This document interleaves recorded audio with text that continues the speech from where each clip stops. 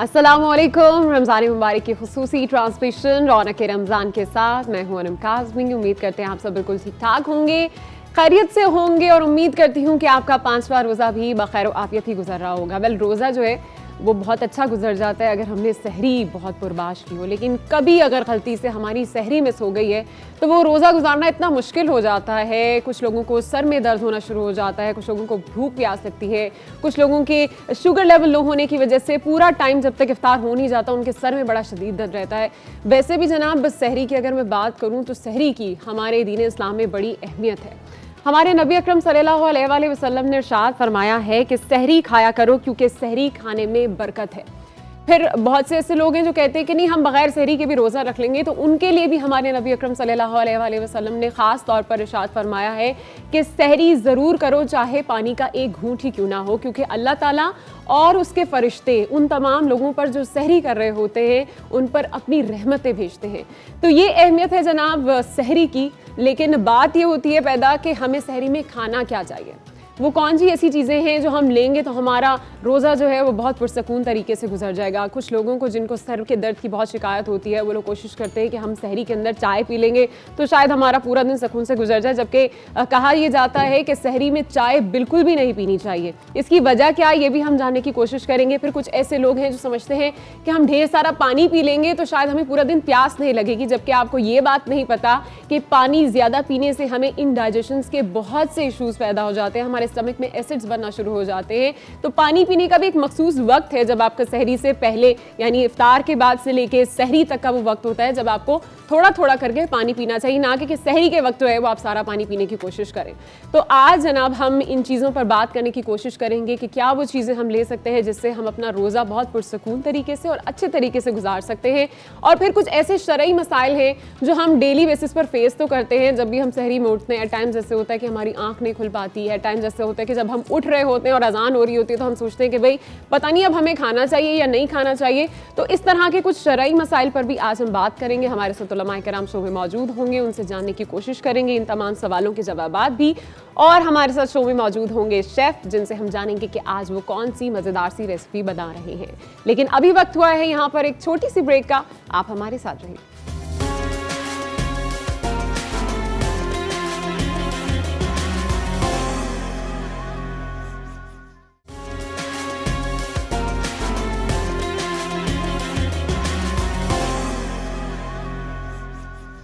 रौनक रमज़ान में एक बार फिर से आपको खुशामदीद कहेंगे और अभी वक्त हुआ है हमारे सेगमेंट इफ्तार अराउंड द वर्ल्ड का।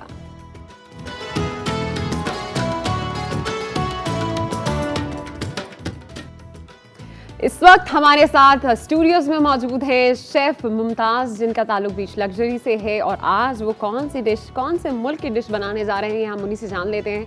अस्सलाम वालेकुम मुमताज़ साहब, कैसे हैं आप?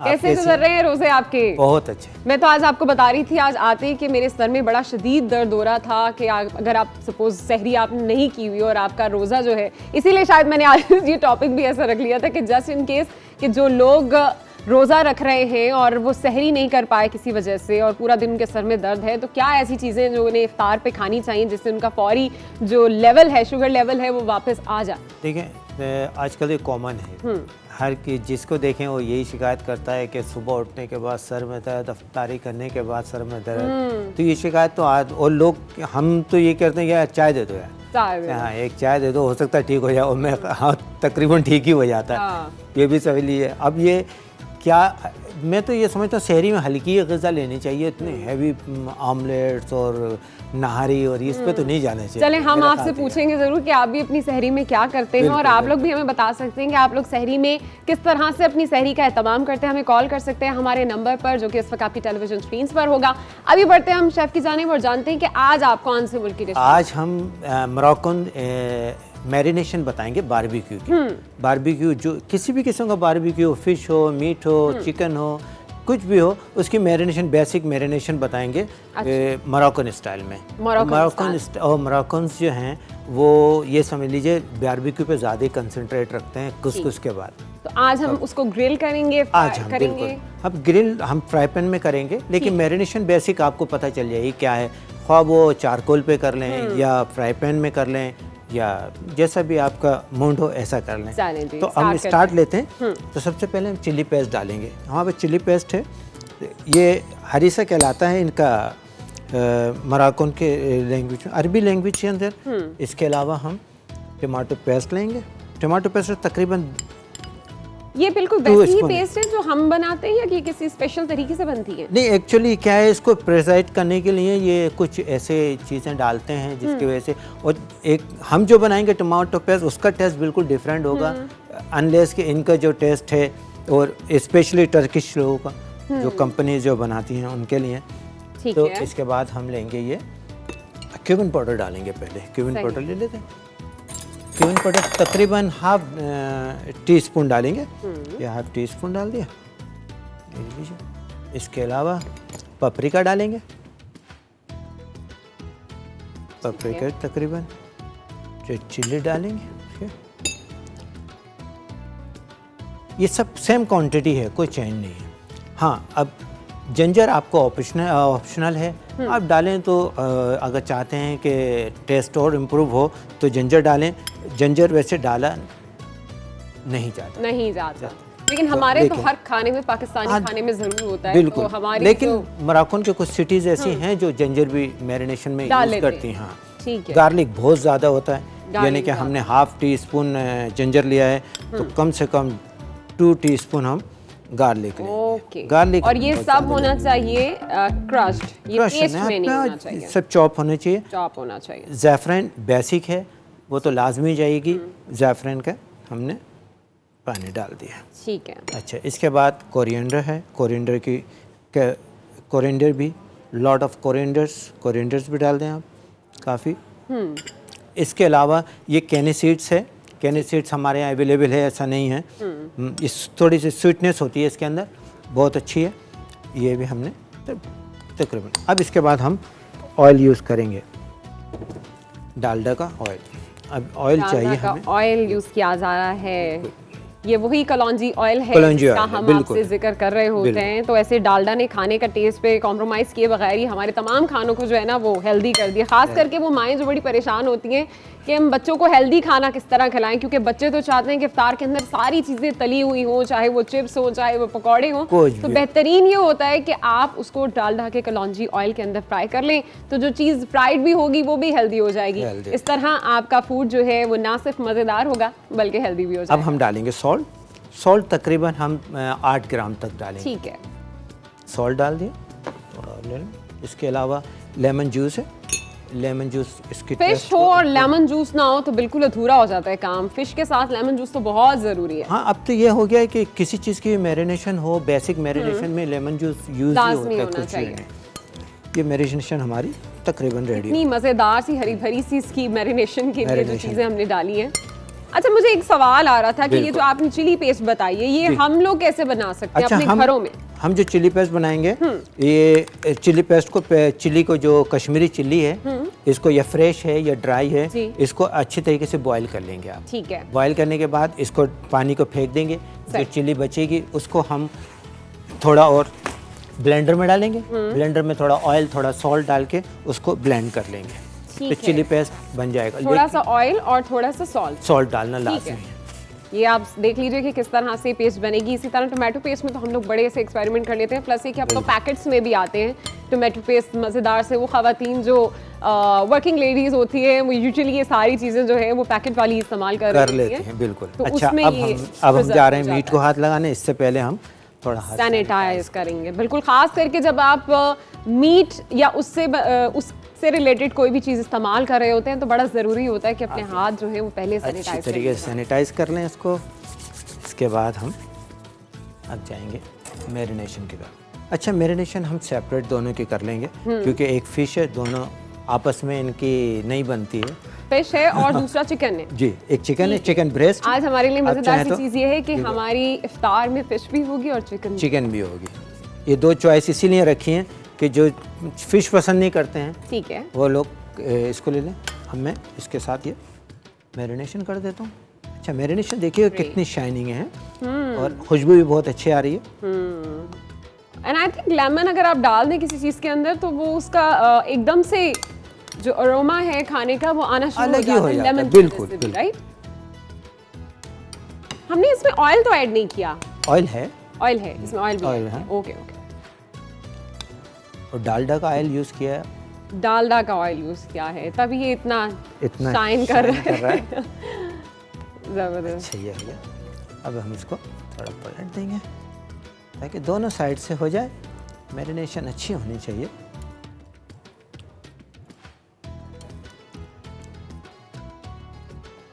अच्छा, मराकन जो हैं जो अपने खानों के अंदर ज़्यादातर ज़ाफ़रान का इस्तेमाल बहुत ज़्यादा करते हैं। अच्छा। ज़ाफ़रान, हाँ, ज़ाफ़रान के अंदर अपने खाने या किसी इनका स्पेशलिटी जो है, जैसे हमारे यहाँ बिरयानी होती है, किसी एपिसोड के अंदर हम लोग इंशाल्लाह कुसकुस विद लैम्ब बनाना सिखाएंगे अपने व्यूवर्स को, क्योंकि ये जो है ये जैसे हमारे यहाँ बिरयानी है, इसी तरह इनके यहाँ लैम्ब कुसकुस, वेजिटेबल कुसकुस, ये चीज़ें बहुत पसंद की जाती चीज़ होती है? ये ब्रोकन वीट्स हैं। अच्छा। हाँ, ये ब्रोकन वीट्स हैं, सीड्स होते हैं, और ये जो है ये बहुत ही ज़्यादा पसंद किया जाता है। तो ये हो गया हमारा मैरिनेशन, हो गए दोनों। अब इसके बाद हम जाएंगे इसको मैरिनेशन में भी इसकी प्रेजेंटेशन कितनी अच्छी लग रही है। जबरदस्त। ये है आपका, ये दोनों मैरिनेशन, दोनों चीजें हमने इस वक्त मैरिनेट करके रख दी हैं। और अब हम जाएंगे फ्राई की तरफ। फ्राई की तरफ फ्राई करेंगे, पैन फ्राई करेंगे। अच्छा, फ्राई में ही ग्रिल भी हो जाता है, मतलब जो फ्राई पैन होता है उसी में ही हम ग्रिल। हाँ, ग्रिल कर लें, ज़्यादा शालो फ्राई नहीं कीजिए, तो लिटिल ऑयल, थोड़ा सा ऑयल डाल के उसको वो कर लें, आप शालो फ्राई कर लें।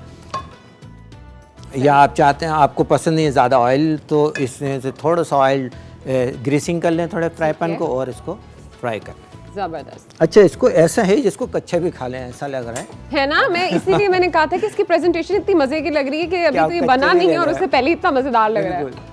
तो आप कच्चे भी खा सकते हैं। अच्छा, देखिए, अच्छा, एक चीज़ मुझे ज़रूर पूछनी थी कि हम कभी चिकन बना रहे होते हैं और उसके बाद फिर हम फिश भी साथ ही फ्राई कर रहे होते हैं, तो दोनों का ऑयल हमें सेपरेट रखना चाहिए।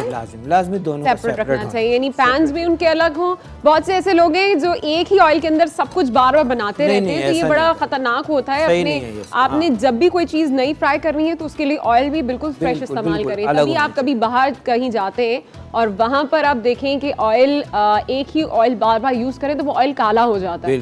तो अवॉइड किया जाए इस चीज़ को और हर बार जो है वो नया ऑयल इस्तेमाल किया जाए। इस वक्त डालडा का ही ऑयल इस्तेमाल किया जा रहा है और हमने तो भाई इस बार अपना तहैया किया था कि जो भी इफ्तार में खाएंगे वो हेल्दी होना चाहिए। तो मेरा ख्याल है कि डालडा के इस्तेमाल से हमारा फूड पहले ही हेल्दी हो जाता है, चाहे वो फ्राइड हो चाहे वो दूसरा हो।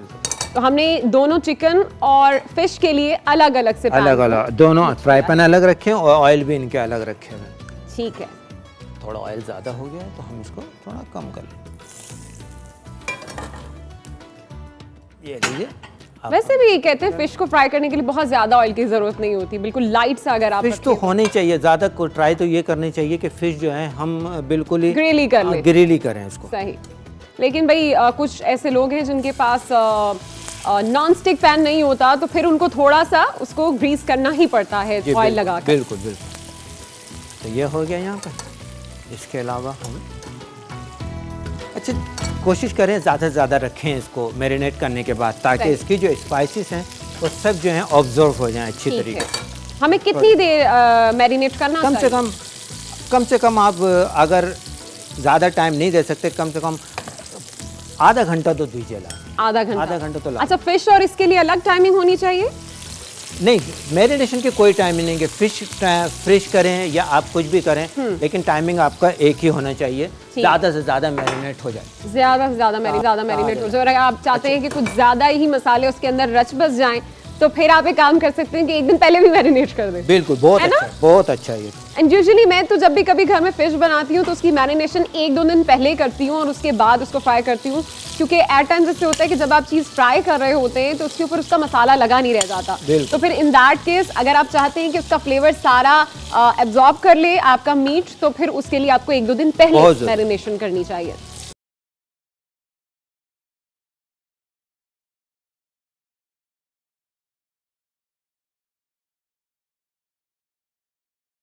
अच्छा, ये आपने जो मैरिनेशन की है ये स्टे कैसे करी है? मैं तो जब भी कभी ऑयल के अंदर डालती हूँ सारी मैरिनेशन अलग है। एक्चुअली क्या है, थिकनेस ज़्यादा है इसकी। अच्छा। सॉस की देखें, मैरिनेशन जो है इसकी थिकनेस थोड़ी ज़्यादा है। जो हमने जो इंग्रेडिएंट्स डाले हैं वो ऑलमोस्ट जो है ना, देखें आप, इसके साथ ही लगा हुआ है बिल्कुल। तो इसके साथ अब हम जाएंगे फ़िश की तरफ, क्योंकि फ़िश हो जाती है जल्दी, इसलिए थोड़ा सा रोकेंगे इसको। जब तक हम फिश को फ्राई करते हैं तब तक अपने नाज़रीन के लिए एक सवाल भी छोड़े जाते हैं। आज का हमारा सवाल है, जिस पर आपको गिफ्ट हैम्पर भी मिलेगा डालडा की जानिब से। सवाल हमारा ये है कि कुरान करीम में सबसे छोटी सूरत जो है वो कौन सी है? ये आप हमें बता सकते हैं। हमारी टेलीविजन स्क्रीन पर नंबर आ रहा होगा जिस पर आप कॉल करके हमें बता सकते हैं, और गिफ्ट हैम्पर जो है डालडा की जानिब से आपको दिया जाएगा।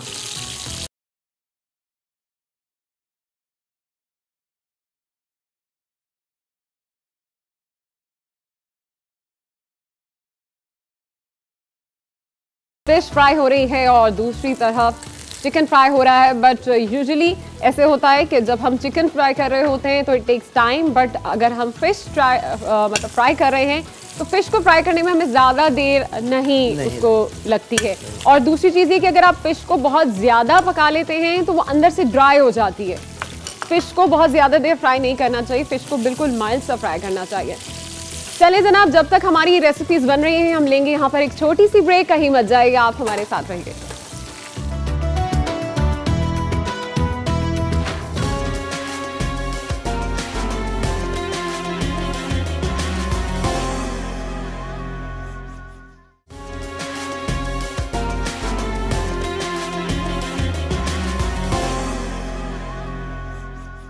रौनक रमज़ान में एक बार फिर से खुशामदीद कहेंगे। लाहौर इस्लामाबाद में इफ्तार का वक्त हो चुका है, लोग अपनी इफ्तारी कर रहे हैं और यहाँ पर हमारी कराची में तैयारी जारी है। कुछ ही देर बाद यहाँ पर भी अजान हो जाएगी। शेफ़ की जानिब बढ़ते हैं और उनसे जानते हैं कि क्या हमारी रेसिपी जो आज हम बना रहे थे मोरक्कन फ़िश और चिकन, वो रेडी है या नहीं? बिल्कुल रेडी है। अब बस इसकी प्लेटिंग करनी है। प्लेटिंग करके आपको दिखाते हैं। चिकन ऑलमोस्ट रेडी है। चिकन है, इसको रेडी करके। या आप चिकन को किसके ऊपर रख रहे हैं? ये स्ट्रो पोटैटो है। आप घर में ही बना सकते हैं, कोई इतना वो मुश्किल नहीं है। अच्छा, ये किस तरह बनाते हैं हम जरूर जानेंगे। इस वक्त हमें एक कॉलर ने ज्वाइन किया है, मोहम्मद अजीम है कराची से। मोहम्मद अजीम, कैसे हैं आप? अस्सलाम वालेकुम। जी वालेकुम अस्सलाम। आप कैसी हैं? आपको बहुत बहुत रमजान मुबारक हो। खैर मुबारक। क्या कहना चाहेंगे? जी, आपका प्रोग्राम बहुत अच्छा है माशाल्लाह। कुकिंग का सेगमेंट आपका बहुत अच्छा है और माशाल्लाह हमें अराउंड द वर्ल्ड की रेसिपीज मिल जाती हैं जी। और ये है कि मैं क्वेश्चन का आंसर भी देना चाहता हूँ। सूरह कौसर है कुरान की सबसे छोटी सूरह, और ये है कि मैं प्रोग्राम में फरमाइश करना चाहूँगा कि बेसिकली रोस्ट बनाना सिखा दें। रोस्ट बनाना सिखा दें। चलिए जी, आपकी फरमाइश भी हमने सुन ली है और आपका जवाब भी हमने नोट डाउन कर लिया है। शो के आखिर में हम विनर भी अनाउंस करेंगे। बहुत शुक्रिया आपकी कॉल का। जी, आपकी रेसिपी की जाने बढ़ते हैं हम। ये ऑलमोस्ट रेडी हो चुकी है। ऑलमोस्ट रेडी हो चुकी है। ये गार्लिक है, फ्राइड गार्लिक गार्निशिंग के लिए। गार्निश के लिए है। जबरदस्त। इसको ये लगा देते हैं। ठीक है। स्ट्रो पोटैटो जिसका आप जिक्र कर रहे थे, इसके हवाले से भी हम आपसे जानना चाहेंगे कि क्या ये हमारी मार्केट्स में इजीली अवेलेबल है या हम इसको घर में बना सकते हैं? मार्केट में तो अवेलेबल नहीं है। अच्छा। लेकिन आप घर में बहुत आसानी से बना सकते हैं। आपको आजकल एक मेंडेलिन चला हुआ है, और स्लाइसर चाइनीज, वो उसके अंदर पोटैटो को स्लाइस कर लें, बिल्कुल थिन स्लाइस करके उसको बारीक बारीक काट लीजिए। बिल्कुल काटने के बाद थोड़ा सा कॉर्नफ्लावर। चलिए मैं इसकी गार्निशिंग करती हूँ, आपकी हेल्प करती हूँ। तब तक आप मेरा ख्याल है ड्रिंक की तरफ आ जाइए। बिल्कुल सही। और हम जनाब इसको फ्राइड गार्लिक जो है उसके साथ इसकी गार्निशिंग कर रहे हैं। ये ऑलमोस्ट रेडी हो चुका है, लेकिन हम अपनी ड्रिंक की जाने भी बढ़ना चाहेंगे। बिल्कुल। ये मैं इसको इसी तरह करती हूँ। क्या ड्रिंक बना रहे हैं पहले तो आप हमें ये बताइए। तो हम कोल्ड प्रिंस बना रहे हैं, स्मूथी है और वाटरमेलन और स्ट्रॉबेरी के साथ। अच्छा। योगर्ट डलेगा। ठंडक का खजीना बना रहे हैं दरअसल हम। आज हम वाटरमेलन और स्ट्रॉबेरी की स्मूदी बना रहे हैं। बिल्कुल। तो जनाब ये आपकी गार्निशिंग खराब ना हो जाए, बट आई विल ट्राई कि मैं अच्छे से इसको कर दूं। ये लीजिए। ठीक है। ये ऑलमोस्ट रेडी है। ये लीजिए। ये हमने इसमें वाटरमेलन लिया है ब्लेंडर के अंदर। बिल्कुल, वाटरमेलन डाल दिया है। वाटरमेलन 1 कप हमने स्ट्रॉबेरी डाल दिया है। 1 कप स्ट्रॉबेरी डाली है। ठीक है। थोड़ा सा उसको ब्लेंड करेंगे, उसके बाद फिर इसके अंदर जो इंग्रेडिएंट्स और बाकी हैं वो डालेंगे।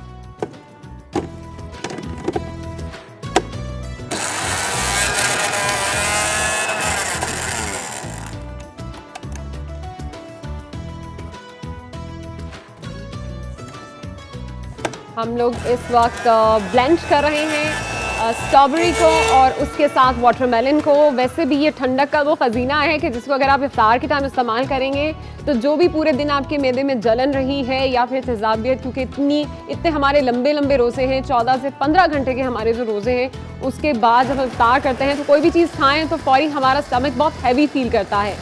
तो इस तरह के जब हम स्मूदीज़ बनाते हैं और स्मूदीज़ को हम अपनी इफ्तार में इस्तेमाल करते हैं तो फौरी तौर पर एक तो आपको तक़वियत भी मिलती है, प्लस ये कि आपकी जो मैदे में तमाम तर तेजाबियत होती है वो भी ख़त्म हो जाती है। हनी डाला है, दूध डाल दिया है, इसके बाद इसके अंदर हनी डाला है, फिर हम आखिर में डालेंगे थोड़ा सा योगर्ट डालेंगे। अभी हमने वाटरमेलन डाला है, उसके अंदर स्ट्रॉबेरीज डाली हैं और स्ट्रॉबेरीज के साथ हमने उसमें मिल्क डाला है और मिल्क के अंदर उसको मीठा करने के लिए थोड़ा सा हमने शहद डाला है।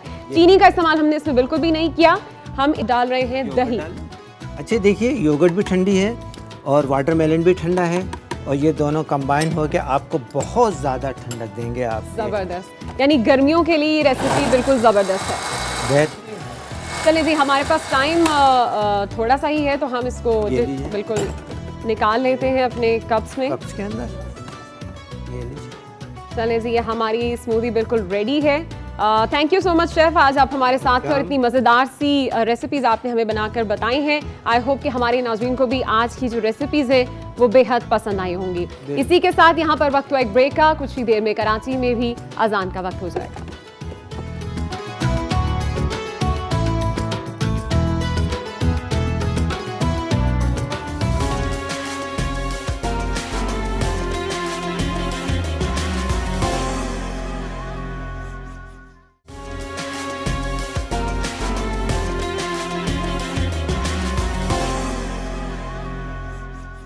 रौनक रमज़ान में एक बार फिर से आपको खुशामदीद कहेंगे। शो के आगाज़ में ही आपको बता दिया था कि आज हम बात करने जा रहे हैं सहरी की अहमियत के हवाले से।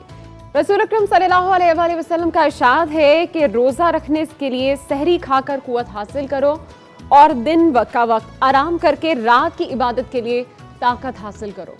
तो ये है अहमियत हमारे इस वक्त की, जो हम इफ्तार से लेके सहरी तक का ये वक्त होता है हमारा, जिसमें बहुत से लोग अपनी इबादत करते हैं। कुछ लोग अपनी तलावत कुरान पाक कर रहे होते हैं, जबकि कुछ लोग ऐसे हैं कि जो नवाफिल अदा कर रहे होते हैं, कुछ लोग ऐसे हैं कि जो तहज्जुद पढ़ते हैं। तो मुख्तलिफ़ किस्म से अपनी इबादत का सिलसिला ये जारी रखते हैं इफ्तार से लेके सहरी तक। लेकिन कुछ अफराद ऐसे भी हैं जो कि इस वक्त में मूवीज़ लगा के बैठे होते हैं और इंतज़ार कर रहे होते हैं कि जी अभी सहरी का वक्त हो जाएगा, तो ये वक्त जो है वो हम मूवीज़ लगा के उस वक्त को गुजारने की कोशिश में लगे होते हैं। तो ऐसे लोगों के लिए ख़ासकर आज का प्रोग्राम हमने पूरा डिज़ाइन किया है ताकि आप लोग जान सकें कि ये वो वक्त जिसको हम ऐसे ही बज़ाया कर देते हैं, इस वक्त की क्या फ़जीलत है, इस वक्त की क्या अहमियत है। और मेरा ख्याल है कि इस बात से इसका खासकर अंदाज़ा लगाया जा सका है कि कहा गया है कि दिन में आराम करके रात की इबादत के लिए तक़वियत हासिल की जाए। इस सब पर आज बात करने के लिए हमारे साथ शो में मौजूद हैं religious scholar doctor Sarwat Askari साहिबा।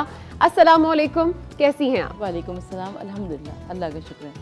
सरवत साहिबा, हम आज बात कर रहे हैं जिस मौजू पर सहरी की फ़जीलत और अहमियत के हवाले से। सबसे पहले तो मैं यही जानना चाहूँगी कि कुरान और हदीस में सहरी की क्या अहमियत और फ़जीलत है? बिस्मिल्लाहिर्रहमानिर्रहीम, अस्सलाम वालेकुम। आप सबको माह रमज़ान मुबारक की मुबारकबाद पेश करते हुए अल्लाह ताला का एहसान अज़ीम है, रब्बे करीम का लुत्फ़ अज़ीम है कि हम और आप इस वक्त एक और इबादत से गुज़रते हुए हमने अपने रोज़े का इख्तिताम किया और ये अल्लाह का एहसान है परवरदिगार आलम। हमारे लिए सहरी और अफ्तारी दोनों रब्बुल आलमीन की जानिब से है। और जब हम सहरी और अफ्तारी की बात करते हैं तो देखें अल्लाह ताला की जानिब से बहुत सारे औक़ात मुक़र्रर किए गए हैं। सोने का वक्त है, जागने का वक्त है, खाने का वक्त है, पीने का वक्त है। लेकिन जब हम सहर और अफ्तार के मुतालिक बात करते हैं तो मेरे पास माह रमज़ानुल मुबारक में रोज़ेदार की अफ्तारी और सहरी के लिए शेख सद्दूक़ अपनी किताब मकारिमुल अखलाक़ में अनस बिन मालिक से नक़ल करते हैं कि जो कि पैगम्बर अकरम सल्लल्लाहु अलैहि वसल्लम की खिदमत गुजारों में से थे, फरमाते हैं कि रसूलुल्लाह सल्लल्लाहु अलैहि वसल्लम कुछ मशरूब नोश कर लिया करते थे, सहरी में भी और अफ्तारी में भी, जैसे दूध या लस्सी वगैरह।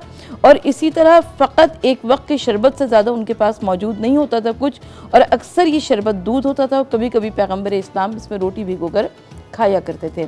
यानी आज अगर मेरे और सामने लज्जत कामो दहन की अनवाओ अक़साम की नेमतें सजी हुई हैं तो हमें अवाइले इस्लाम के उस वक्त को अपने जहन में ज़रूर रखना चाहिए कि जिसमें सहर और अफ्तार में सिवाय शरबत या दूध के कुछ और मैसर नहीं होता था। तो सहरी के लिए बहुत सारी हदीस हमारे पास मौजूद है। हज़रत इमाम जाफ़र सादिक़ अलैहिस्सलाम से भी रिवायत है और ये सहर और अफ्तार दोनों से मुतल्लिक़ है कि पैगंबर अकरम सल्लल्लाहु अलैहि वसल्लम मीठी चीज़ से अफ्तार फरमाते थे और अगर मीठी चीज़ ना मिलती तो नीम गर्म पानी से अफ्तार करते थे और फरमाते थे कि उबले हुए ठंडे पानी से इंसान अफ्तार जब करता है तो इंसान का मैदा और जिगर साफ़ हो जाता है, उनकी धुलाई हो जाती है, मुंह से खुशबू आती है, दांतों की स्याही ख़त्म हो जाती है, दांत मजबूत हो जाते हैं, आँखों की बिनाई में तक़वियत आ जाती है, इंसान के गुनाह धुल जाते हैं, बेकरार रगों को सुकून मिल जाता है, सुफरा को आराम मिलता है और ये बलगम को बरतरफ कर देता है, मैदे की गर्मी और सर के दर्द को भी ख़त्म फरमा देता है। तो अब किस कदर अहमियत है सहरी और अफ्तारी की हमारे पास। आपने इंट्रो में बड़ी खूबसूरत बात कही कि बहुत सारे लोग जो होते हैं वो इस टाइम को गुजारते हैं, कोई वीडियो देख ली, कोई मूवी देख ली और सहरी और अफ्तारी हो रहा है, लेकिन सहरी का इंतजार हो रहा है कि बस सहरी का वक्त हो। आपने सीजन्स लगाए हुए, मूवीज लगाई हुई, पर इंतजार हम जो है वो सहरी का कर रहे होते हैं। देखिए, हम पैगंबर अकरम सल्लल्लाहु अलैहि वसल्लम और उनके पाक घराने से बहुत कुछ सीखने की कोशिश करते हैं। तो इमाम ज़ैनुल आबिदीन अलैहिस्सलाम इरशाद फरमाते हैं कि हमारे बच्चे, हमारे बड़े तमाम के तमाम क़ाइमुल लैल हैं, साइमुन नहार हैं। यानी इमाम अलैहिस्सलाम ये फरमाते हैं कि देखो, अपने घरानों का हमारे घरों से कोई तकाबुल और मवाज़ना नहीं करना। तुम्हारे घर और हैं, हमारे घर और हैं। तुम्हारे यहाँ बच्चे बचपन में खेल कूद किया करते हैं, जवान जवानी में लाभ लाभ में मसरूफ़ रहते हैं और बूढ़े बुढ़ापे में नमाज रोज़ा करके आखिरत की तैयारी किया करते हैं। लेकिन हमारे यहाँ हर शख्स जो कि रातों को जागता है, इबादत में दिन करता है और दिन को किसी ने इमाम ज़ैनुल आबिदीन अलैहिस्सलाम से पूछा है, रिवायत हमारे पास ये मौजूद है कि किसी ने पूछा उनकी कनीज़ से, तुम उसी घर में रहा करती थी, तुमने उनका तरीक़ा ज़िंदगी क्या पाया? तो कहा कि मैंने कभी रात में उनके लिए बिस्तर नहीं बिछाया और कभी दिन में उनके लिए दस्तरखान नहीं चुना। यानी वो तमाम रात इबादत इलाही किया करते थे और हर रोज़ उनका रोज़ा हुआ करता है। इसी हवाले से मैं आपसे आगे भी चल के बात करूंगी और जानने की कोशिश करूंगी कि इस वक्त को, खास करके इफ्तार के बाद से लेकर सहरी तक के वक्त को हम कैसे बेहतरीन तौर पर गुजार सकते हैं, इस पर बात करेंगे और मजीद जानने की कोशिश करेंगे। लेकिन यहाँ वक्त हुआ एक ब्रेक का, आप हमारे साथ रहिए।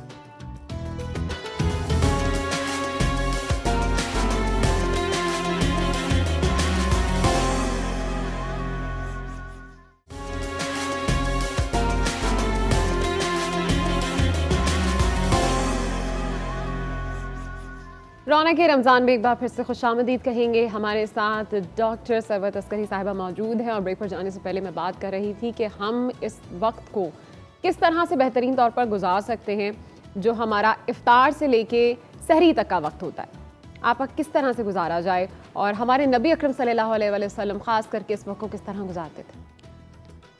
हदीस में मौजूद है कि सहरी के वक्त में बरकत हुआ करती है। तो सबसे पहली बात तो कि किस तरीके से वक्त को गुजारा जाए। आपने एक ऑप्शन वो भी दिया कि बहुत सारे लोग कोई भी वीडियो देखकर, कोई भी मूवी देखकर अपना टाइम गुजार देते हैं और उसके बाद सहरी के वक्त का इंतज़ार करते हैं। लेकिन अगर इस वक्त को इबादत इलाही में गुजारा जाए, आप जाग तो रहे हैं, लेकिन अगर रातों को इबादत इलाही की जाए, मुसल्ला इबादत बिछा लिया जाए, बहुत सारी मसनून दुआएं हमारे पास हैं, बहुत सारी इबादत हैं, बहुत सारे नवाफिल हैं, उनको अदा करते रहिए, तो फिर आप देखिए कि इस रोज़े में आपके 4 चांद लग जाते हैं। अच्छा, ये बताइएगा कि हमने एक, मैं हदीस पढ़ी थी, बल्कि मैं इसको कोट कर देती हूँ तो मेरा ख्याल है ज़्यादा बेहतर हो जाएगा, कि हमारे रोज़े और अहले किताब के रोज़े के दरमियान सहरी खाने का फ़र्क है। ये चीज़ मैं आपसे ज़रूर जानना चाहूँगी कि हमसे पहले भी बहुत सी उम्मतें थीं जिन पर रोज़े फ़र्ज़ किए गए थे। बिल्कुल। पहले तो ये बताइएगा कि रोज़े, जहाँ तक मेरी मालूमात है उसके मुताबिक तो 15 शाबान को रोज़े फ़र्ज़ किए गए थे, लेकिन सहरी, ख़ास करके सहरी का हुक्म कब आया था? देखिए, अंबिया मासबक की जो तालीमात है उनमें भी हमें रोज़ों का तज़किरा मिला करता है, लेकिन हुज़ूर नबी करीम सल्लल्लाहु अलैहि वसल्लम की उम्मत जिसे हम मुसलमान कहा करते हैं, इसमें सहरी इसलिए लाजिम की गई कि दीगर उम्मतों में और हुजूर नबी करीम सल्लल्लाहु अलैहि वसल्लम की उम्मत में सहरी का फ़र्क था।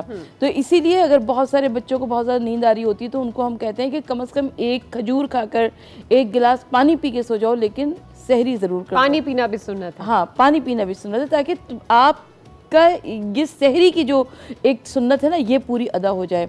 और इसके अलावा अगर ये जो सहरी से बिल्कुल कब्ल सहरी का टाइम होता है, ये वक्त इबादत की कबूलियत का टाइम होता है, दुआओं की कबूलियत का टाइम होता है, नमाज़ों की कबूलियत का टाइम होता है। अगर इस वक्त को हम इधर उधर की बातों में ना गुजारें तो ये वक्त हम बहुत अच्छे से गुजार सकते हैं। और इस वक्त को अगर इबादत इलाही में गुजारें तो यकीनन परवरदिगार आलम हमसे राज़ी हो जाएगा। अच्छा सरवत साहिबा, कुछ शरई मसाइल के ऊपर मैं आपसे जानना चाहूँगी, जैसे कि मतलब मैं भी बचपन से रोज़े रख रही हूँ, पर मैं हमेशा इस बात में कंफ्यूज रही हूँ कि जब अज़ान होती है या अज़ान का पहला लफ्ज़ लिया जाता है तो क्या उस वक्त हमें खाना पीना छोड़ देना चाहिए, या पूरी अज़ान होने तक हमारे पास ये टाइम होता है कि हम खा पी सकते हैं? अच्छा, सबसे पहले आप रोज़े के टाइम को समझ लीजिए। रोज़े का वक्त है फजर से पहले रोज़ा इख्तियार कर लेना है और मगरिब के बाद रोज़ा हमारा ख़त्म हो जाएगा। ठीक है, यानी फजर से लेकर मगरिब तक की बात है सारी। ठीक है। तो हम हमारे पास उमूमन कार्ड्स मौजूद होते हैं जिस पर टाइमिंग्स होते हैं सहर और अफ्तार के, तो उसमें 10 मिनट का मार्जिन ज़रूर दिया जाता है। हमारे यहाँ क्योंकि हम तो इस्लामी जमहूरिया ममलिकत पाकिस्तान में रहते हैं, माशाल्लाह से हर तरफ एक माहौल बना होता है सहरी का, सायरन की आवाज़ें सुनाई देती हैं। तो ये 10 मिनट पहले एक अलार्म होता है हमारे लिए कि हम अपना पानी पीकर, चाय पीकर, जो कुछ करना चाहते हैं उसके बाद हम नमाज के लिए तैयार हो जाएं। लेकिन हो सकता है कि जैसे आज अगर 4:47 टाइम था और किसी बेचारे की आँख ही खुली हो 7:48 पे, तो क्या वो बगैर सहरी का रोज़ा रख लेगा या वो रोज़ा छोड़ देगा? वो क्या करेगा? इसी सवाल की तरफ आना चाह रही थी कि अगर हमारी आँख ही नहीं खुली सपोज सहरी पे, या हमारी आँख 5 मिनट पहले खुली है, तो फिर क्या हमें रोज़ा रखना चाहिए या इस तरह के कोई अहकामात हैं इस हवाले से? रोज़ा तो वाजिब है, रोज़ा हम नहीं छोड़ सकते। रोज़ा तो वाजिबात में से है आपके पास ना। आप कुछ इंतज़ाम ऐसा कीजिए, आप अलार्म लगा लीजिए, बच्चे के हाथ में मोबाइल है, आप अपना अलार्म लगाइए, जल्दी सो जाइए ताकि जल्दी उठिए और अपने मामूलात ज़िंदगी को ऐसे तरतीब कीजिए कि खुद ब खुद आपकी आँख खुल जाए। लेकिन रोज़े के औकात मुकर्रर हैं, यानी फजर से पहले आपको रोज़ा इख्तियार कर लेना है। तो इसलिए इतना मार्जिन रखा जाता है क्योंकि मुख्तलिफ मसाजिद में मुख्तलिफ औकात में नमाजें होती हैं, एक आध मिनट आगे पीछे हो जाता है। तो हमें अजान की आवाज़ से नहीं रखना है रोज़ा, बल्कि हमें वो जो कार्ड हमारे पास होता है टाइमिंग्स का होता है, तो हमें उसको मद्देनजर उसके मुताबिक रखना होता है। लेकिन सरवत साहिबा, ऐसे भी तो होता है कि समटाइम्स हमारी आँख ही नहीं खुलती और जब हम आँख खुलती है तो अजान हो रही होती है, तो हम सोचते हैं कि यार कुछ नहीं तो चलो पानी ही पी लेते हैं। ऐसे में उस टाइम पर जब अजान हो रही है आप पानी पी सकते हैं? अब ये तो आपको देखना होगा कि आपके मोहल्ले की मस्जिद पहले अजान देती है या बाद में अजान देती है। अगर आपके पास वक्त की गुंजाइश है तो आप एक घूंट पानी पी सकते हैं, लेकिन अगर वक्त की गुंजाइश नहीं है तो आप नहीं पी सकते। अच्छा, ये बताइएगा कि अगर किसी जगह पर, ये तो आपने बताया कि जिस मुकामी जगह पर आपकी अजान हो रही है आप उस मुताबिक अपने रोज़े को इख्तियार करेंगे, लेकिन अगर किसी ऐसी जगह पर जहाँ पर अजान की आवाज़ नहीं पहुँच पा रही है, वहाँ पर हम इस चीज़ का तयन किस तरह से करेंगे कि कब हमें अपना खाना बंद कर देना चाहिए या अब जो है वो सहरी का वक्त खत्म हो चुका है? टाइम, निज़ामुल औक़ात आपके पास मौजूद है और जिस जगह पर आप मौजूद हैं वहाँ की मस्जिद से आपको एक निज़ामुल औक़ात मिल जाता है। उस निज़ामुल औक़ात के ज़रिए आप अपने रोज़े को इख्तियार कीजिए। ठीक है, इसका यानी सूरज की किरण पहली वो वाला ताल्लुक नहीं है कि अगर आप सूरज की पहली किरण पड़ेगी तो आपने तब खाना जो है वो अपना ख़त्म कर देना? सूरज तो बहुत देर से निकलता है, उसके बाद जैसे ही रोशनी फूटना शुरू होती है तो हम अमूमन यही समझते हैं कि अच्छा अब तो है बिल्कुल वक्त ख़त्म हो चुका है। नहीं, इस वक्त तो आप फजर से पहले आपको रोज़ा शुरू कर देना है और मगरिब के बाद तक रहना है वो। ठीक है। अच्छा, ये बताएगा कि सफ़र की हालत में, कुछ लोग कहते हैं कि सफ़र की हालत में तो आप रोज़ा छोड़ सकते हैं, लेकिन अगर कुछ ऐसे भी लोग हैं जिनके साथ मैंने सफ़र किया है तो वो कहते हैं कि भाई हम रोज़ा तो किसी हाल में नहीं छोड़ेंगे। आप फ़्लाइट लेकर जा रहे हैं, आप किसी एक मुल्क से दूसरे मुल्क जा रहे हैं, तो वहाँ पर आपको सहरी किस वक्त करनी चाहिए? अपने मुकामी वक्त के मुताबिक या फिर जिस जगह पर आप जा रहे हैं, जिस जगह पर आपने पहुंचना है उनके वक्त के मुताबिक आपको सहरी इफ्तार करनी चाहिए, या मौजूदा जिस वक्त आप मौजूद हैं, जिस भी शहर के ऊपर से गुजर रहे हैं, जिस भी शहर में मौजूद है उसके वक्त के मुताबिक आपको जो सहरी है वो करनी चाहिए? अनम मेरे ख्याल में मज़हब इस्लाम में हमारी अपनी मर्ज़ी नहीं चलती है, ठीक है। ये अल्लाह ताला के बनाए हुए अहकामात हैं और हमें दीन अहकामात इलाही की ताबे रहकर चलना है। मसलन कोई शख्स ये कहे कि उसका बड़ा दिल चाहे तक़वा और परहेज़गारी का, वो कहे कि मैं सुबह की नमाज़ 8 रकात पढ़ लूँ या 10 रकात पढ़ लूँ, आप नहीं पढ़ सकते, इसलिए कि सिर्फ 2 रकात पाक परवरदिगार आलम ने वाजिब की है, वो आप 2 रकात अदा कर लीजिए, आपने अपना फ़रीज़ा अदा कर दिया। बिल्कुल वैसे ही अगर रोज़ा सफ़र में क़स्र हो जाता है तो आपके लिए वो रोज़ा क़स्र है, आप वहाँ पर ज़िद ना कीजिए। ठीक है, इस हवाले से मज़ीद भी हम जानने की कोशिश करेंगे। कुछ ऐसे भी मसाइल हैं जिसके हवाले से अभी हमें कॉल्स भी आई हैं और लोग जानना चाह रहे हैं कि भाई अगर ये सिचुएशन हो तो फिर हमें रोज़ा रखना चाहिए या नहीं, और रोज़ा कौन कौन सी ऐसी हालतें हैं जिसमें रोज़ा आपका कायम नहीं रहता। तो इस सब पर भी हम आगे चलकर शो में बात करेंगे, लेकिन यहाँ वक्त हुआ एक ब्रेक का, आप हमारे साथ रहिए।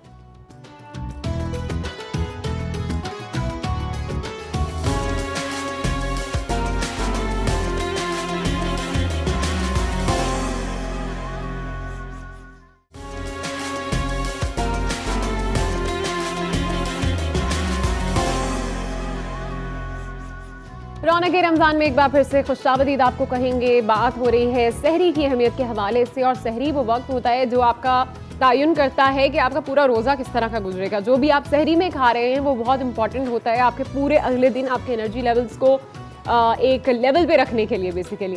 तो यूजुअली जो लोग बहुत ज़्यादा वेट कॉन्शियस हैं उनको कहते हैं कि लो कार्ब्स चीज़ें खाया करें, लेकिन खासकर सहूर के लिए कहा जाता है कि आप हाई कार्ब्स जो चीज़ें हैं उनका इस्तेमाल आप करें। तकरीबन 30 से 40% जो है वो आपके खाने में प्रोटीन्स होने चाहिए, और उसके अलावा जो रेस्ट ऑफ द थिंग्स है वो सब आपकी कार्बोहाइड्रेट्स होने चाहिए। जैसे कि अगर आप आलू का इस्तेमाल कर रहे हैं, ब्रेड का इस्तेमाल कर रहे हैं, राइस का इस्तेमाल कर रहे हैं, तो ये बड़ा अच्छा रहता है क्योंकि ये इट टेक्स टाइम डाइजेशन के लिए, तो वो आपकी सहरी में बहुत अच्छा रहता है ताकि आपको ज़्यादा देर तक जो है वो भूख ना लगे। लेकिन जो लोग सोचते हैं कि हम चाय पी लेंगे तो हमारे पूरे दिन सर में दर्द नहीं होगा, तो कुछ लोगों के साथ तो ऐसी मेडिकल कंडीशंस होती हैं कि उन्हें आदत इतनी होती है कि वो चाय नहीं छोड़ सकते। लेकिन कहा जाता है कि सहरी के अंदर चाय को आप पूरी तरह से अवॉइड करें, क्योंकि जितनी आप चाय पिएंगे उतनी ही ज़्यादा वो आपके बॉडी में पानी जो है उसको कम कर देगा और आपको प्यास बहुत ज़्यादा लगेगी।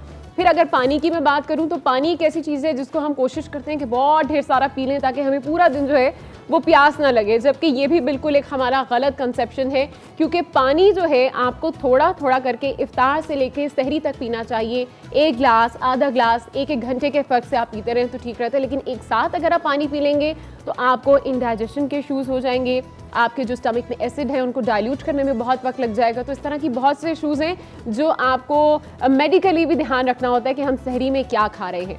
साथ ही साथ अगर मैं कहूँ कि कुछ ऐसी चीज़ें हैं जो हम सहरी में खाएं जिससे हमें प्यास नहीं लगेगी, और बहुत से लोग ऐसे टोटके भी बताते हैं कि अगर आप दही का इस्तेमाल करें और आप सहरी के अंदर कुछ कम ऑयली चीज़ें खाएं, कम चिकनाई वाली चीज़ें खाएं, तो फिर आपका रोज़ा बड़ा अच्छा गुजरेगा। तो इस हवाले से भी हम थोड़ी बहुत बातचीत करेंगे और आपस से ही कुछ उनका अपना टोटका ले लेंगे। हम जानने की कोशिश करेंगे कि सहरी में हम क्या खाएं आप ऐसा कि जिससे हमें प्यास ना लगे, क्योंकि गर्मियों के रोज़े हैं, 14 से 15 घंटे का रोज़ा होता है, बहुत तवील टाइम है। किस तरह से हम अपने सहरी में अपनी प्यास को बुझाएं? ज़ाती तजर्बा आपसे शेयर करना चाहूँ तो जितनी आप हल्की सहरी करेंगे उतना बेहतरीन है। और बहुत सारे लोग ऊँट की तरह खाते चले जाते हैं, वही समझते हैं कि अगर हमने बहुत ज़्यादा बिरयानी कौरमा खा लिया और बहुत सारी खाने की तहें अपने अंदर स्टोर कर ली तो हमारा दिन बहुत अच्छा गुजरेगा, जबकि वो दिन अच्छा नहीं गुजरता, सोया ही नहीं जाता। पूरा दिन उनको डिकारें भी आती रहती हैं और वो तबीयत भी उनकी भारी रहती है। तो सबसे पहली बात तो ये कि आप सहरी कीजिए, हल्की कीजिए और ऐसी ग़िज़ाएँ खाइए जो आपके जिस्म के अंदर एनर्जी स्टोर कर सकें। मसलन आप कुछ नट्स ले लीजिए, आप कम से कम 2 खजूरें ले लीजिए, आप 1 कप दूध का इस्तेमाल ज़रूर कीजिए। हाँ, दही का इस्तेमाल तो बहुत ही बेहतरीन है। और पानी अपना मैं कभी भी नहीं रिकमेंड करती हूँ कि आप उसी वक्त 4-8 गिलास पानी पी लीजिए, बल्कि आप इफ्तार के बाद से आहिस्ता आहिस्ता आहिस्ता पानी पीना शुरू करें। और यहाँ तक कि जब अफ्तार सहरी का टाइम होगा तो कम से कम आपके 10 गिलास पानी हो चुके होंगे।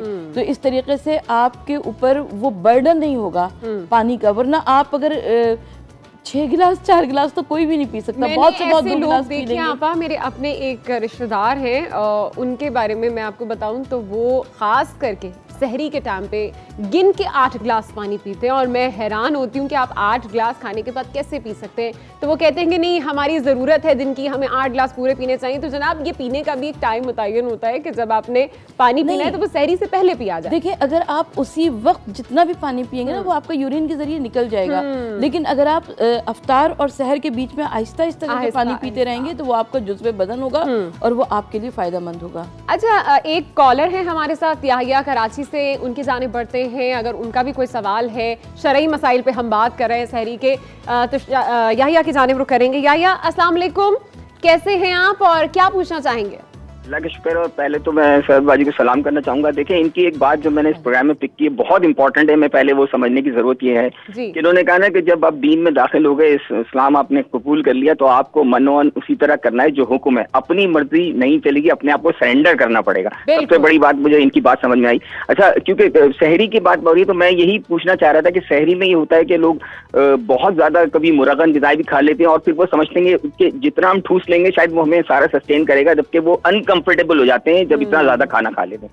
दोबारा सोया भी नहीं जाता। बिल्कुल। एक तो मुझे सवाल यही करना है कि देखिए, हम सहरी के टाइम में थोड़ा सा प्रॉब्लम ये होती है कि कुछ एक सहरी का एक सायरन बजता है, उस वक्त जो है ना एक सहरी बंद करने का टाइम होता है, कुछ लोग अजान के वक्त सहरी बंद करते हैं, तो इसमें फर्क क्या है और सही टाइम सहरी बंद करने का है क्या? ये मेरा क्वेश्चन है। Thank you so much. बहुत शुक्रिया याहिया आपकी कॉल का।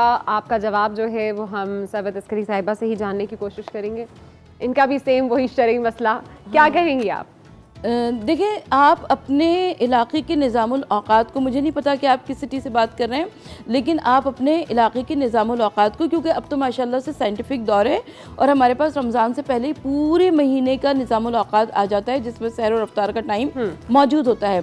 तो आप उससे 1-2 मिनट पहले ही सहरी ख़त्म कर लीजिए, अपनी चाय भी पी लीजिए, दही खाना चाहते हैं, रोटी खाना चाहते हैं, सालन खाना चाहते हैं, जो कुछ भी खाना चाहते हैं वो उससे पहले ख़त्म कर लीजिए और उसके बाद इत्मीनान से आप नमाज शब पढ़िए, नमाज फजर पढ़िए, कुरान मजीद की तिलावत कीजिए, बेहतरीन रहेगा। आपकी नमाज फजर से मुझे याद आया कि कुछ लोग ऐसे होते हैं जो बड़ी नींद से उठते हैं, बड़ी मुश्किल से उनकी सहरी होती है और उसके बाद वो कहते हैं चलें थोड़ी देर आंख लगा लें, अभी वक्त है हमारी फजर की नमाज का, और बदकिस्मती से उनकी वो फजर की नमाज कज़ा हो जाती है। ऐसे लोगों के लिए क्या मज़म्मत की गई है कुरान और हदीस में? जो लोग रोज़ा तो रखते हैं, बड़ी अच्छी नीयत से रमज़ान के महीने को वेलकम करते हैं और फिर उसकी तैयारी के लिए सहर व इफ्तार के भी बड़े एहतमाम करते हैं, लेकिन नमाज़ पढ़नी ही भूल जाते हैं। सहरी सुन्नत रसूल है, नमाज वाजिबात में से है, तो कैसे ये मुमकिन है कि एक मोमिन, एक मुसलमान जो है वो अपनी वाजिब चीज़ को छोड़ देगा? तो वाजिब तो अदा करेगा ही करेगा। और मैं तो देखती हूँ कि माशाल्लाह से हमारे मोहल्ले के बच्चे जो हैं वो रमज़ान में और ज़्यादा स्ट्रिक्ट हो जाते हैं और ज़्यादा नमाज की पाबंदियाँ करने लगते हैं, नमाजियों की तादाद में मस्जिदों में इजाफा हो जाता है।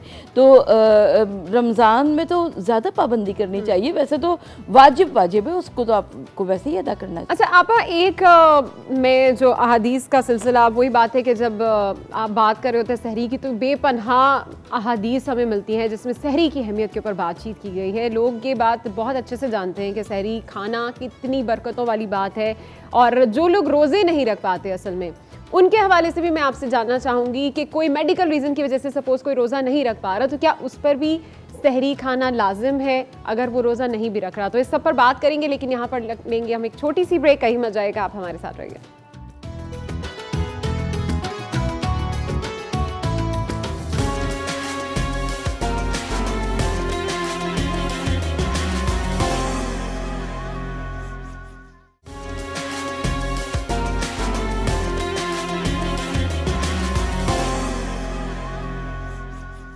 रौनक रमज़ान में एक बार आपको फिर से खुशामदीद कहेंगे। और अभी ब्रेक में मैं और आपा बात कर रहे थे कि हम लोग सहरी में क्या क्या खाते हैं और बड़ी मज़ेदार सी रेसिपीज़ आप हमारे साथ शेयर कर रही थी। आप बता रही थी मुझे कोई बॉल बनाती हैं बड़ा मज़ेदार सा ओट्स का, वो बता दें। मेरा ख्याल है कि हमारे बहुत से ऐसे लोग जो थोड़ा डाइट कॉन्शियस भी है, मेरा ख्याल है उनके लिए भी ये बड़ी अच्छी सी सारे सीक्रेट्स आप आज ही पूछ लेंगी। तब आज ही हम पूछ के आपको जाने देंगे। अच्छा, इसमें ये बात है कि ज़रूरी नहीं कि जो चीज़ मैं कर लूँ वो दूसरा भी कर सके, तो उमूमन कम से कम एक चपाती खाना ज़रूरी होता है। लेकिन मैं, क्योंकि काम बहुत ज़्यादा मुझे करना पड़ता है, मैं बहुत ज़्यादा मसरूफ़ शेड्यूल में रहती हूँ, तो मैं चाहती हूँ कि ज़रा हल्की सहरी करूँ। तो मैं एक बोल में मिल्क लेती हूँ और उसमें थोड़े से नट्स डाल देती हूँ और मीठे के तौर पर 2 खजूरें धोकर डाल दी, काट कर छोटे छोटे पीसेस, और उसमें ओट्स डाल देती हूँ। तो वो जितनी देर में मैं बच्चों को सहरी देती हूँ उतनी देर में मेरा वो तैयार हो जाता है, और मैं काम भी करती रहती हूँ और वो खाती भी रहती हूँ, और साथ में 1 कप ब्लैक कॉफ़ी का पीती हूँ विदाउट शुगर, और 2-3 स्पून में दही के ज़रूर ले लेती हूँ रोज़ा बंद होने से कब्ल सहरी के वक्त, और बहुत अच्छा गुजरता है। अच्छा, हम तो हमारे यहाँ तो जब अम्मी के पास में होती थी ऑफ कोर्स, तो वहाँ पर इस तरह की सूरत हाल होती थी कि लस्सी ज़रूर बनाई जाती थी। हाँ, चाहे लस्सी सहरी में, कि आपको वो ठंडक रहे, जो भी आपने खाया है वो प्रॉपरली आपको हजम भी हो जाए और आप सुकून से उसके बाद सो सकें, क्योंकि बहुत से लोग काफ़ी मतलब ज़्यादा से ऑयल में देसी घी के अंदर पराठे बना बना के सुबह में खाते हैं, और वैसे ही एक तो गर्मी इतनी होती है, ऊपर से पूरे ही घर में जो है धुआं धुआं हो रहा होता है, फिर उसी हालत में आप वो सहरी करते हैं और बहुत ही अजीब सी सिचुएशन में आप आ जाते हैं। सबसे बड़ी बात ये कि क्योंकि आपके निज़ामुल औक़ात तब्दील हो जाते हैं ना, तो बहुत सारे अफराद ऐसे होते हैं कि वो फजर के बाद थोड़ी सी देर को सोना चाहते हैं। हाँ। अच्छा, बहुत से लोगों को जल्दी निकलना होता है ऑफिस के लिए, तो आप जितनी हैवी सहरी करेंगे तो उतना आपके लिए मुश्किल होगा। आप अगर सहरी ऐसी करें कि जो जूद हज़म भी हो और आपको फ़ायदा भी पहुंचाए, तो यकीनन वो आपके लिए बहुत बेहतरीन रहता है कि आप सहरी जो है वो हल्की करें, उसमें ऑयल का इस्तेमाल कम से कम करें। अगर आपको सालन भी खाना है तो रोटी के साथ खा लीजिए, लाजमी नहीं कि आप उसको पराठा ही बनाएंगे और ढेर सारा उसमें ऑयल डालेंगे तभी, क्योंकि पूरा दिन फिर जो है वो आपको इंडाइजेशन के बहुत इश्यूज होते हैं और मेडिकली भी काफ़ी चीज़ें इसमें कॉम्प्लिकेशंस आ जाती हैं। आपके काम पर भी बहुत डिपेंड करता है। हो सकता है कि कोई फर्द बहुत मेहनत का काम करता हो तो उसको पराठा ही चाहिए, और कोई इतनी मेहनत का काम ना करता हो तो उससे वो रोटी खा सकता है, या जिस तरह का आपका निज़ामुल औक़ात है, जिस तरह का आप काम करते हैं, जिस तरह का आपका वर्क प्लेस है, तो उस तरीके से आप अपनी ज़रूरियात के मुताबिक अपने खाने पीने को खुद आप देख सकते हैं। बिल्कुल देख सकते हैं। और हमने ना बाकायदा एक न्यूट्रिशनिस्ट से इस पे बात की थी और उनसे जानने की कोशिश की थी कि कौन कौन सी ऐसी चीज़ें हैं कि अगर आप सहरी में खाएंगे जिससे आपको भूख भी नहीं लगेगी और उसके साथ साथ आपका रोज़ा बड़ा पुरसकून और अच्छा गुजर जाएगा, जिसमें आपको भूख भी नहीं लगेगी। तो वो उन्होंने बताई थी कि दही, जैसे कि हमें सरवत तस्करी साहिबा ने भी बताया कि दही तो वो ऐसा टोटका है जो मेरा ख्याल है हर घर में इस्तेमाल होता है सहरी के टाइम पर। उसके अलावा खजूरें भी बिल्कुल खानी चाहिए ताकि आपका पूरा दिन तवानाई जो है वो आपके जिस्म में मौजूद रहे। उसके अलावा इलायची जो है वो आप थोड़ी सी चबा सकते हैं, इससे ये कि आपके मुंह में महक भी रहेगी जो पूरा दिन आप रोज़े की हालत में होते हैं। तो ऐसे में आपको बाहर भी जाना होता है, अपने कामों पर भी जाना होता है, तो थोड़ा इलायची का इस्तेमाल कर लेंगे तो ज़रा ज़्यादा अच्छी महक जो है वो आपके मुंह से पूरा दिन आती रहेगी। फिर बनानास का इस्तेमाल बहुत ज़्यादा कहा जाता है कि करना चाहिए। अगर आप दही खा रहे हैं तो दही में आप बनाना जो है वो उनको काट कर इस्तेमाल कर लें। एग्स तो लोग मेरा ख्याल है खाते हैं, जिस तरह अपने ब्रेकफास्ट में खाते हैं उसी तरह आप सहरी में भी खा सकते हैं। फिर कीमा या शामी कबाब, और कबाब तो मेरा ख्याल है हर घर में रमज़ान से पहले ही बन जाते हैं कि जब भी सहरी का वक्त होगा, कुछ नहीं हमें मिल रहा, सालन आज बचा नहीं है, कोई भी ऐसी सिचुएशन आती है तो हम जल्दी से वो कबाब को फ्राई करते हैं और अपनी रोटी के साथ उसको खा लेते हैं। फिर उन्होंने हमें बताया कि आप नट्स, बटर, आलमंड्स, हनी और ओट्स का भी इस्तेमाल कर सकते हैं, जो कि हमें अभी सरवत तस्करी साहिबा ने भी बताया। वैसे भी जनाब जौ का इस्तेमाल जो है वो सुन्नत भी है। हमारे नबी अकरम सल्लल्लाहु अलैहि वसल्लम भी जौ की रोटी खाते थे। इमाम अली अलैहिस्सलाम भी जो है वो जौ की रोटी को बहुत पसंद करते थे। साथ ही साथ स्टफ्ड एग पराठा भी आप खा सकते हैं, तो ये भी अलाउड है, लेकिन इतनी मिकदार में होनी चाहिए कि आपको इंडाइजेशन के इश्यूज ना, अपनी मिकदार बहुत बताई है। इसमें कई चीज़ें सुन्नत रसूल सल्लल्लाहु अलैहि वसल्लम है। खजूर खाना, जौ खाना, दूध लेना, ये सारी चीज़ें, शहद का इस्तेमाल है, जी ये तमाम की तमाम चीज़ें वो हैं जो कि सुन्नत रसूल सल्लल्लाहु अलैहि वसल्लम में। अरबों के यहाँ इतने खाने नहीं होते थे जैसे हमारे यहाँ रंग बिरंगे खाने हुआ करते हैं। वो लोग बहुत मखसूस चीज़ें हुआ करती थी, और आज की मेडिकल साइंस प्रूफ करती है कि वो चीज़ें वो थी जो कि वाकई सेहत के वास्ते बेहतरीन होती हैं। बहुत शुक्रिया सरवत तस्करी साहिबा, आज आप हमारे शो में थी और इतनी हमने गुरों वाली बातें जो है वो आपसे सीखी। कुछ शरई मसाइल पे भी हमने बातचीत की जिसका जवाब मेरा ख्याल है कि आप सब लोगों को मिल चुका होगा। अभी हम शो में अपने उन विनर को अनाउंस करना चाहेंगे जिन्होंने आज के हमारे सवाल पर जवाब दिया। हमारा सवाल था कि कुरान करीम में सबसे छोटी सूरत कौन सी है, तो इसका जवाब है जनाब सूरह कौसर, जिसका जवाब हमें दिया है लाहौर से माफ़ कीजिएगा, कराची से मोहम्मद अजीम ने। तो मोहम्मद अजीम, जो गिफ्ट है रूह अफ़ज़ा की जानिब से वो आप तक ज़रूर पहुंच जाएगा। उसके अलावा कल जो हमारे विनर थे उनको हम अनाउंस कर देते हैं अपने शो में भी। बाकी हमारी टीम जो है वो आपसे खुद कोऑर्डिनेट करके वो गिफ्ट आप तक पहुंचा देगी। कल की हमारी विनर हैं लाहौर से मिसेस अनीस। तो आप दोनों लोगों को बहुत शुक्रिया। इसी के साथ जनाब ये प्रोग्राम भी अपने इख्तिताम को पहुंचता है। उम्मीद करते हैं आज का शो आपको बहुत अच्छा लगा होगा और इस वक्त को जो आपको तोहफा मिला है इस वक्त की कदर कीजिए और कोशिश कीजिए कि आप जितनी इबादत, जितनी नेमतें इस माह में और ख़ास करके इस वक्त में जो आपका इफ्तार से लेकर सहरी तक का है समेट सकते हैं, समेट लीजिए। इंशाल्लाह आपसे कल फिर मुलाकात होगी कुछ नए मेहमानों के साथ, कुछ नए मौज़ूआत के साथ। टिल देन हमें इजाज़त दीजिए। अल्लाह हाफ़िज़।